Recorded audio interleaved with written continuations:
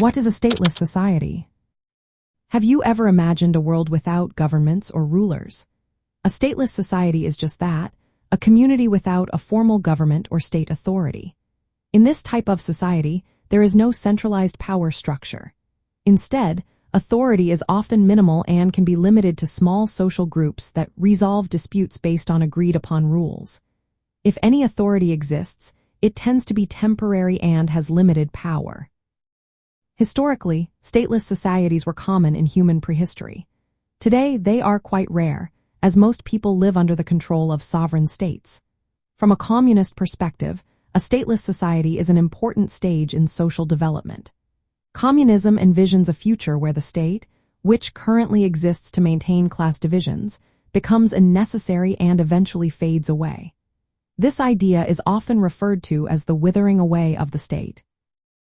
According to Marxist theory, the state is a tool used by the ruling class to maintain control over the working class.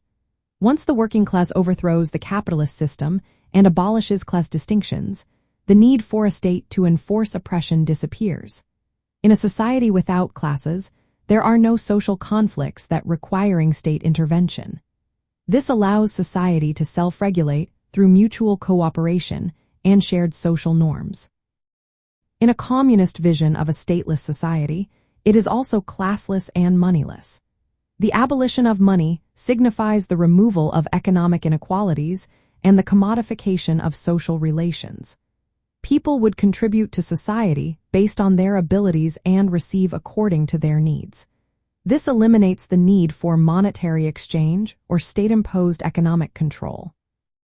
Without a state, there are no coercive institutions needed to enforce laws or property rights.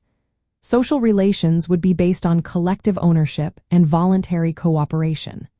Practically, a stateless society under communism would operate through direct democracy and communal decision-making.